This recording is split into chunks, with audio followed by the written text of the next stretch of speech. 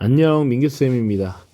자, 이번엔 소단원 2, 거란의 침략을 막고 국제관계의 안정을 꾀하다라는 부분 살펴보도록 하겠습니다.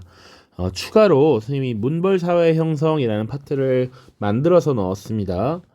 이 다음 영상에서 문벌사회의 동요라고 하는 것이 나오는데 이 문벌사회가 어떻게 형성되었는지 많이 생략이 되어 있어서 여기서 문벌사회 형성 다루고 그 다음 이제 문벌사회의 동요 이자겸의 난과 묘청의 서경천도운동 이런 것들을 살펴보겠습니다. 자, 고려 전기에 대해 관계 쭉 살펴볼 텐데요. 우리가 고려 시대에 여러 영향을 미치는 이민족들이 여러 등장을 합니다. 그 대표적인 이민족이 바로 첫 번째 거란이고요. 두 번째가 여진이고 그 다음 몽골이 됩니다. 그래서 여기 연표는 지금 고려 전기의 역사를 쭉 담아놨어요. 918년에 고려의 건국부터 이 고려 전기라고 흔히들 말하는 1170년 무신정변까지입니다. 이 시기의 대외관계를 살펴볼 텐데 지금 선생님이 빨간색으로 이렇게 표현을 해놨어요. 10세기 말부터 11세기 초까지 우리나라를 괴롭혔던 이 민족이 바로 거란이라고 하는 민족이고요. 이 거란은 나중에 요라고 하는 나라를 만들었습니다. 자, 그 이후에 12세기 초가 되면요. 이 여진족이 우리를 괴롭힙니다. 그래서 이 여진족을 우리가 한번 정벌을 하고요. 그리고 이 여진족이 다시 부족을 통합하고 강해지면서 금이라고 하는 나라를 건국하고 우리나라에게 야, 이제 우리는 예전의 여진이 아니야. 우린 졸라 센 금나라야. 이제 너희가 우리를 대국으로 섬겨라 라고 하는 4대 요구를 하게 됩니다.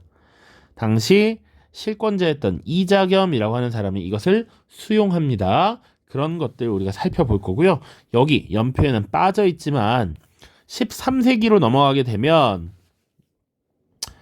이제 새로운 또 하나의 이민족이 이 중국 지역을 통일하고 고려를 압박하게 됩니다. 바로 그것이 몽골족이고요.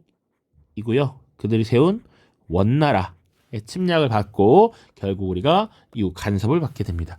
요 세 가지. 자, 그래서 처음부터 이제 쭉 갈 텐데요. 고려 전기의 대외 관계. 태조 때 어떤 일들이 있었는가 보는 겁니다. 자, 태조라고 하는 왕은 918년에 고려를 건국해서 936년 후삼국을 통일했고요. 간단히 적어볼까? 건국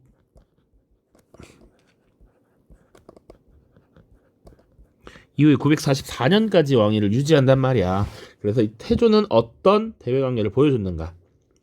자, 일단 거란과의 관계 꽤 중요합니다. 초기에 거란, 우리 훈요 10조에서 거란은 짐승과 같은 나라이니 그들의 의관과 제도를 본받지 말라 이런 내용 봤었어. 거란을 굉장히 적대시했다. 그 이유 뭐 있었어? 우리 고려는 고구려를 계승한 나라이고 그렇기 때문에 고구려를 계승한 발해하는 형제의 나라야. 이 형제의 나라 발해를 무너뜨린 거란 적대시할 수밖에 없죠. 그러니까 어쨌거나 당시 거란은 이 요나라를 세우고 중국 본토와의 경쟁을 이제 하기 위해서 후방에 고려를 안정적으로 관리할 필요가 있었어. 그래서 고려와 친하게 지내기 위해서 당시에 사신과 함께 낙타 50여 마리를 보냅니다. 선물로. 그런데 당시 태조 왕건이 거란이 보낸 낙타를 만부교라고 하는 다리에 묶어서 굶겨 죽이는 이런 강경한 모습을 보여주기도 했다. 거란과의 관계.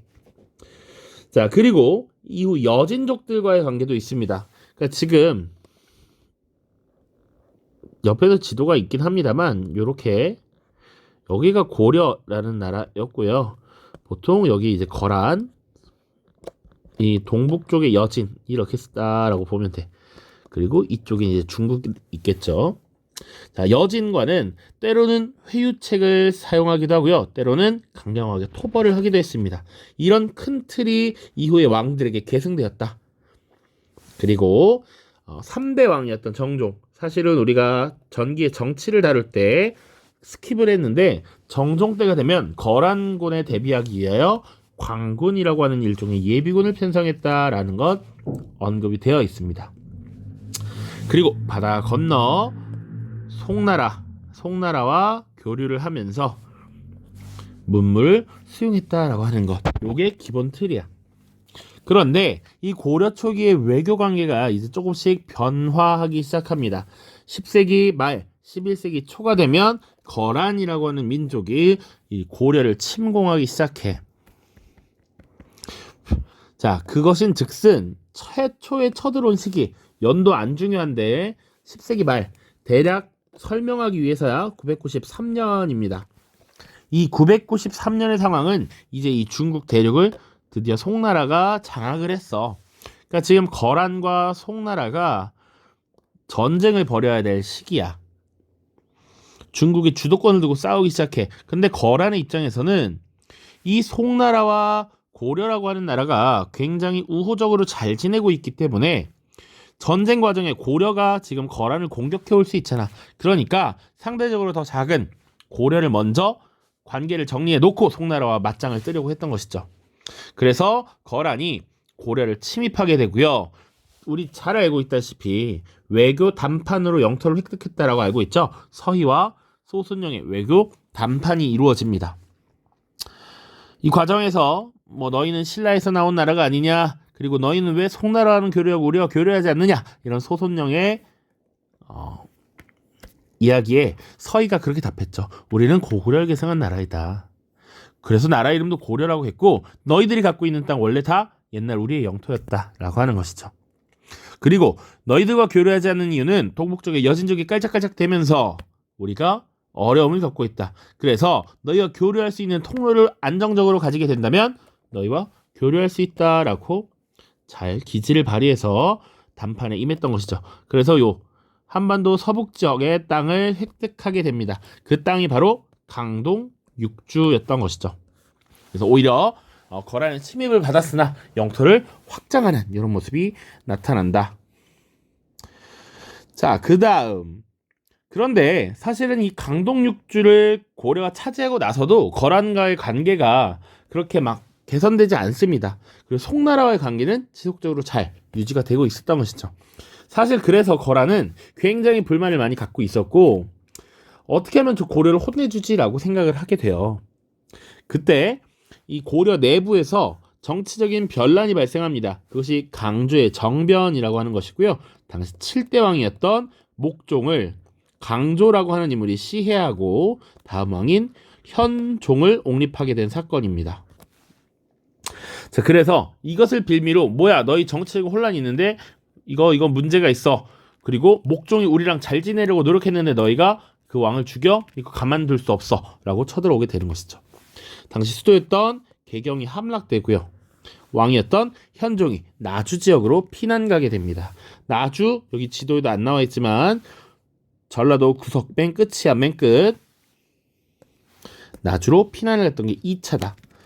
결국 이때 어떻게 마무리가 되냐면 거란과 협상을 합니다.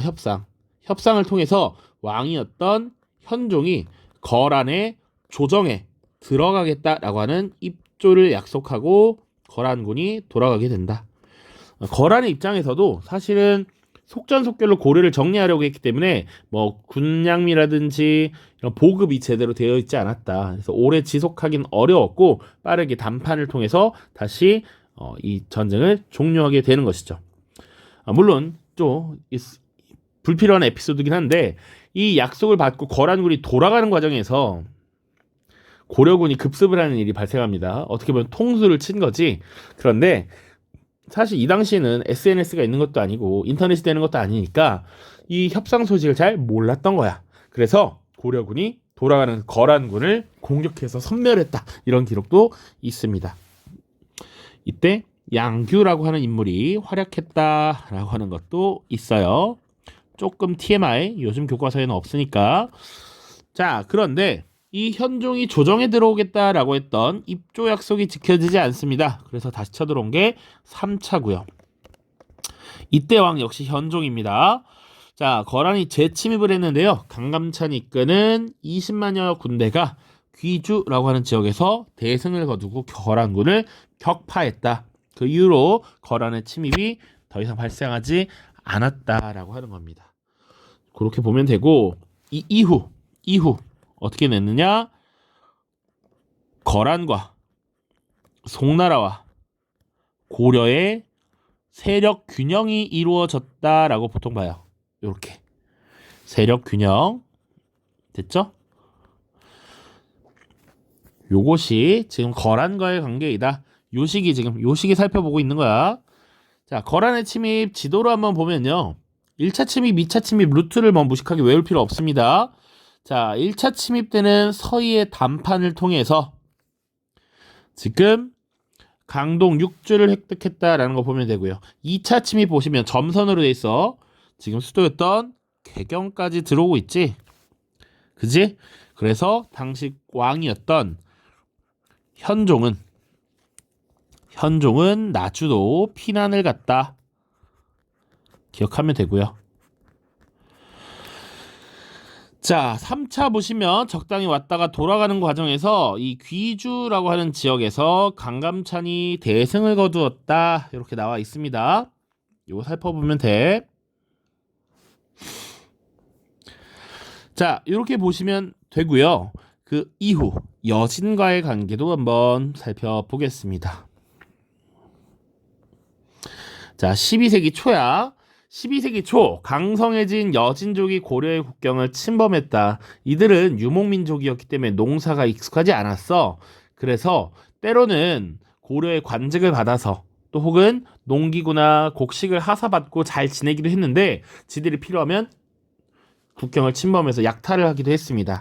그래서 이에 대한 대응을 어떻게 할 것이냐? 당시 예종이라고 하는 왕 때 윤관이라고 하는 사람이 별무반을 편성해서 여진을 한번 정벌해버리는 일이 발생합니다.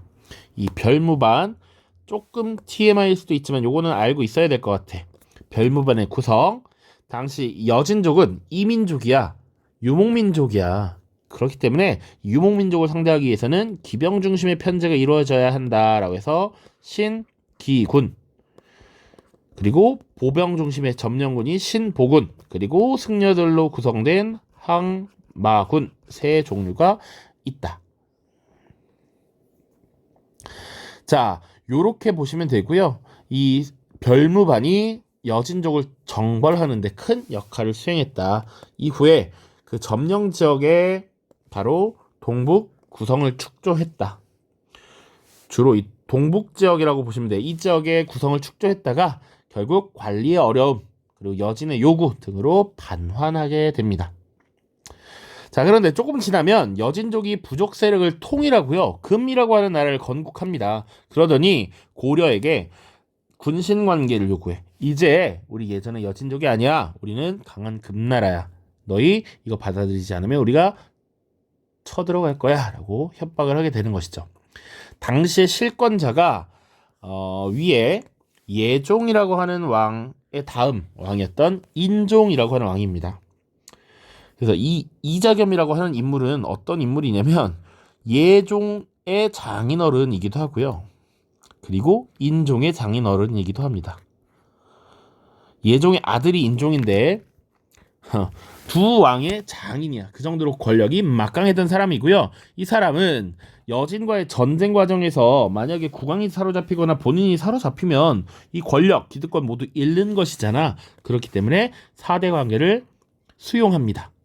4대라고 하는 것은 사자는 섬기다라는 거야. 섬기다. 대라고 하는 것은 크다라고 하는 것. 자, 4대 관계를 형성했다. 이렇게 보시면 돼. 그러니까 이런 거란의 침략과 여진과의 이런 관계 속에서 이 고려는 무신들이 사실은 어떻게 보면 많이 활약을 하게 되죠. 무신들은 열심히 활약을 하게 되는데 그러나 대우는 제대로 받지 못했다라고 하는 문제가 점점 쌓이고 있습니다. 이게 다다음 시간에 다룰 무신정변과 연결이 되기 때문에 간단하게 언급을 하고 넘어가는 거고요. 여기 나와 있으니까 지도를 좀만 보면 여진과의 관계를 살펴보기 전에 사실은 거란의 3차 침입 이후 3차 침입 이후에 국경 지역에 천리장성이라고 하는 것을 축조하고요. 수도였던 개경을 방어하기 위한 외곽 성벽을 쌓습니다. 그것을 나성이라고 합니다. 3차 침입 이후에 나성 축조, 천리장성 축조까지 같이 보시면 되겠습니다. 자, 우리 지금 이렇게 거란 그리고 여진과의 관계 살펴봤고요. 이후 국제질서는 어떻게 되었는가라는 걸 볼 거야. 아까 선생님이 거란과의 관계 이후에 송과 거란, 고려의 세력 균형이 이루어졌다라고 얘기했죠. 이런 것을 다원적 국제질서라고 합니다. 그러니까 다원적의 반대는 일원적이라고 보면 되는데, 일원적은 이 질서의 중심이 딱 하나로 잡혀져 있다라는 거야. 과거에 동아시아 지역의 국제질서는 중국을 중심으로 한 일원적 국제질서라고 본다면, 이 시기는 점차 세력 균형이 이루어지면서 세상의 중심이, 국제질서의 중심이 고려에도 있고 거란에도 있고 송나라에도 있는 것이죠. 이런 것을 다원적 국제질서라고 한다. 이 과정 속에서 우리 고려는 국가의 안정 그리고 실리를 추구하는 경향을 보여줘. 그래서 필요하면 국가가 안정적일 수만 있다면 거란과도 4대 관계를 맺습니다. 3차 침입 이후에 그래서 4대 관계를 실제로 맺어요. 그리고 우리가 조공을 하는 모습들도 보여진다.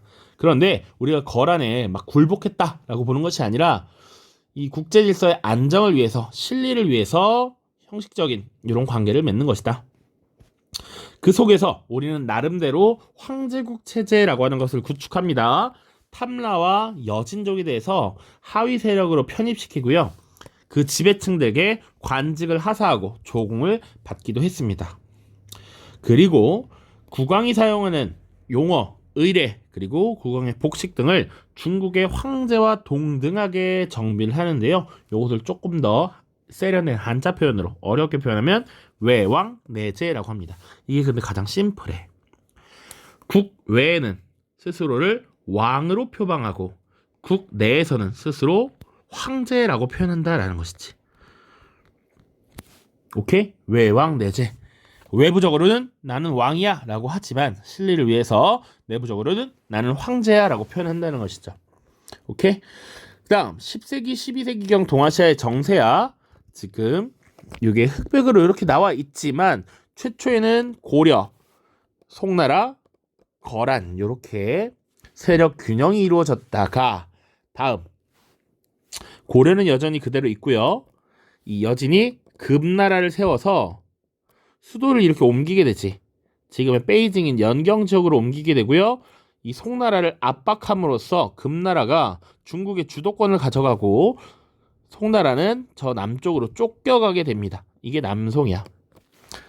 요게 보통 12세기의 정세라고 보시면 됩니다. 고려, 송, 그리고 금나라 이렇게 보시면 되겠습니다. 됐죠? 자, 고려의 해동천하의식 교과서 잠깐 보고 다시 돌아와서 마무리 짓겠습니다. 자, 교과서 39쪽이고요. 고려의 해동천하의식이라고 나와 있습니다. 이번 교육과정에서 강조하고 있는 새롭게 등장한 부분이에요. 그래서 꽤 중요합니다. 해동천하의식. 자, 천하라고 하는 건 우리 고구려의 독자적 천하관 할 때 얘기했지만 하늘 아래 세상이야. 그러니까 하늘 아래 이 세상, 세계의 질서를 어떻게 바라보느냐, 세계를 바라보는 관점을 보여주는 것이다. 이게 세계관인데 당시 고려의 세계관이 어땠느냐라고 하면 나름의 천하를 가지고 있었다. 천하라고 하는 건 우리가 하늘 아래 중심이 된다라는 거야. 그러니까 해동천하라고 하는 것, 중국을 기준으로 바다 동쪽에도 하나의 천하가 있었다. 하나의 세계가 있었다라는 것이죠. 그러니까 고려가 나름 독자적인 세계관을 갖고 있었다라는 걸 보여주는 것이고, 첫 번째 자료들을 쭉쭉 볼게. 고려 국왕은 중국 황제와 동등하게 12개의 줄이 있는 면류관과 12개의 문장이 있는 곤복을 입고 제사 지냈다. 중국 황제와 동등하게. 통천관과 강사포를 착용하고 축하를 받았으며 황색의 포를 입고 진무하였다. 현릉에서 출토된 왕건상에서도 통천관을 착용한 모습을 볼 수 있다.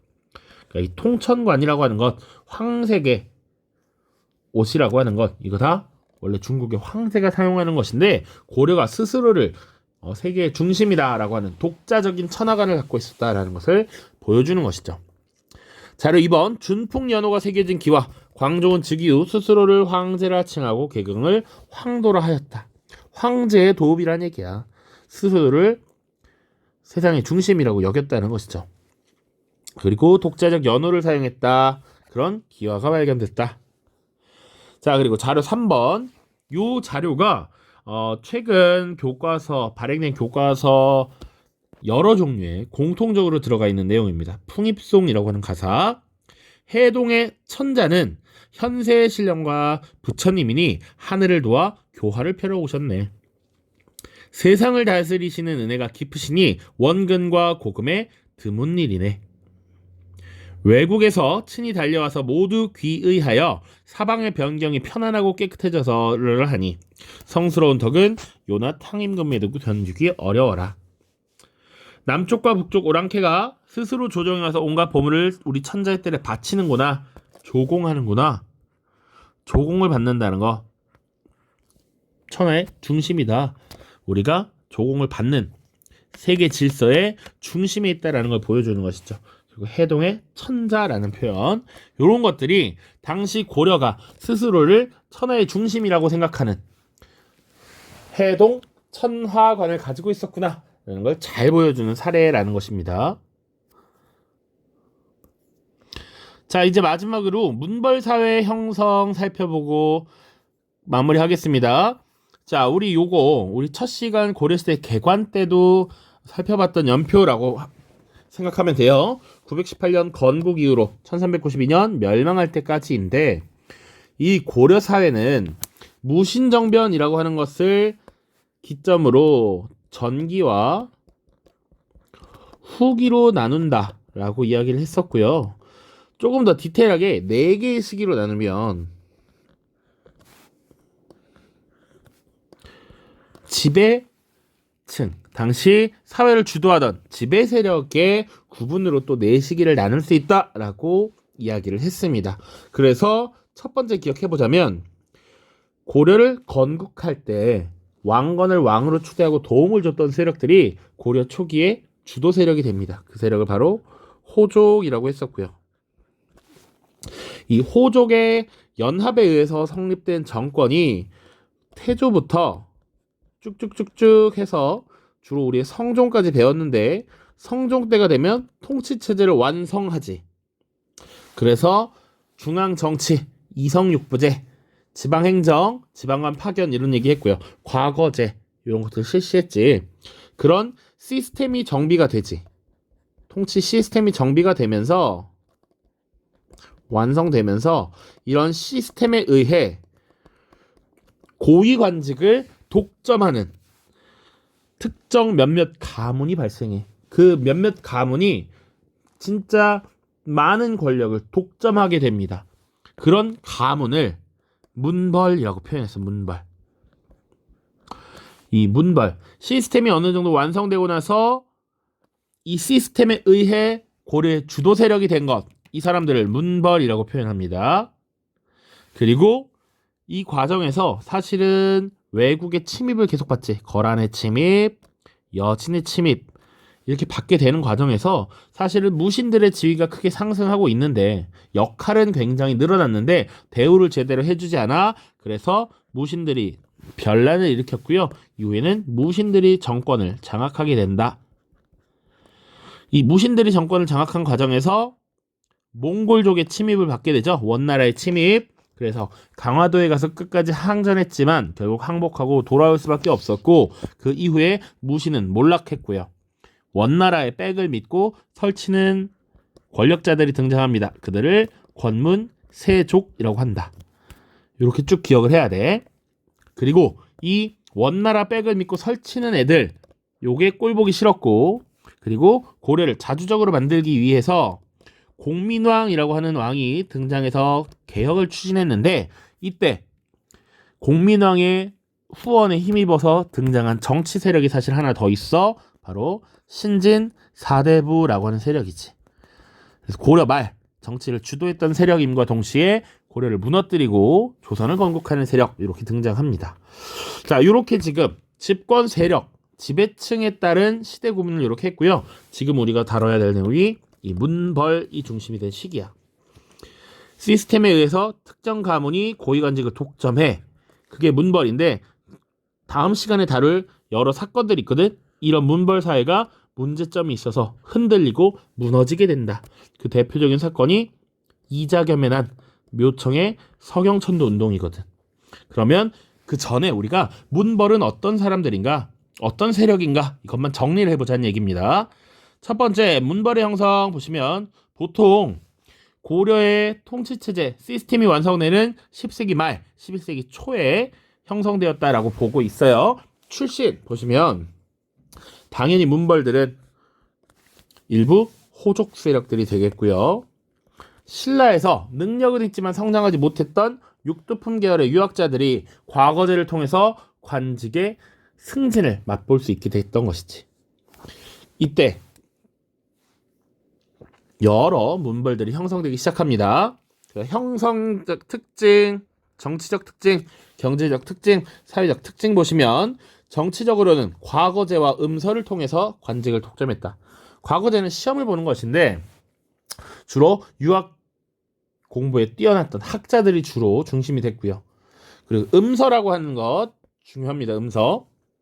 음서는 뭐였냐면 5품 이상 고위 관료의 자제들에게 무시험으로 관직에 등용하는 거야. 자제들, 고위 관료의 뭐라고 표현할까요? 자제를 관직에 등용하는 것. 그러니까 보통 우리 할아버지, 아버지 혹은 우리 삼촌이 잘 나가는 관리면 나는 그냥 공무원이 될 수 있었다라는 거야. 이것을 통해서 관직을 독점했다. 물론 음서를 통해서 얻는 관직은 고위관직은 아닙니다. 나중에 승진을 점차하거나 아니면 다시 과거 시험을 봐서 높은 관직에 올라가야 했어. 그러나 이런 음서의 혜택을 받는 것 굉장한 특권이었고, 과거제에서 공부 열심히 해서 시험 잘 보려면 공부를 잘 해야 하는데 그러려면 가정적 배경이 일단 돼야 됐지. 그 경제적인 걸 보시면 과전, 공음전 등을 통해서 경제적인 혜택을 얻었다. 특히 과전이라고 하는 건 사실은 어떻게 보면 관직 복무의 대가로 받는 수조지였어. 수조지. 조세를 수취할 수 있는 땅. 그러니까 통일신라에서 관료전이라는 걸 지급했듯이 고려에서도 과전이라고 하는 땅을 수조지로 준 겁니다. 이 과전의 배경이 됐던 것은 우리가 여기서 다루지 않았는데 경종 때 시행된 전식과 제도라는 게 있어.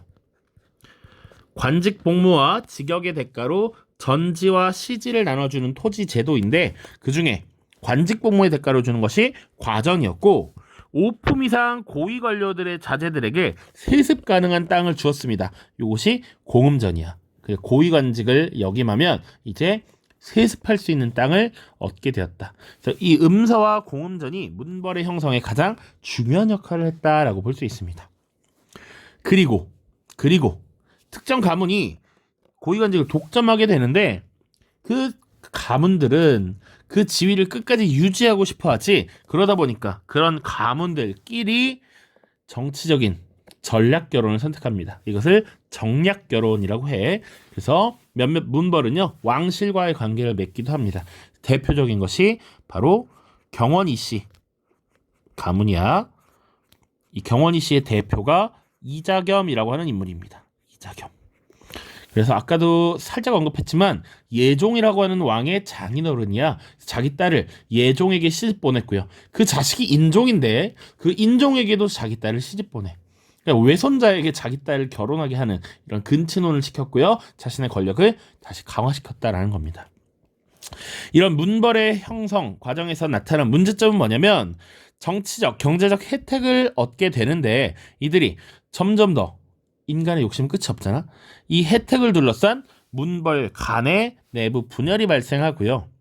그리고 과거 시험을 통해서 정정당당하게 관직에 진출한 신진 관료들은 이런 문벌 세력들에 대한 반감이 나타나게 되는 것이죠. 그래서 이런 문벌 사회가 점차 흔들리기 시작해요. 그것을 동요라고 표현하고, 이런 동요의 대표적인 사례로서 이자겸의 난이라고 하는 것, 그리고 묘청의 서경천도 운동, 이런 것들을 우리가 이제 다음 영상에서 다룰 것입니다. 자, 30분간 긴 영상 고생 많았고요. 오늘은 이제 여기서 마무리를 짓도록 하겠습니다. 다음 시간에 문벌사회 동요, 이자겸의 난과 묘청의 서경천도 운동, 그리고 가능하다면 무신정변까지 쭉쭉쭉 보도록 하겠습니다. 고생 많았습니다. 안녕.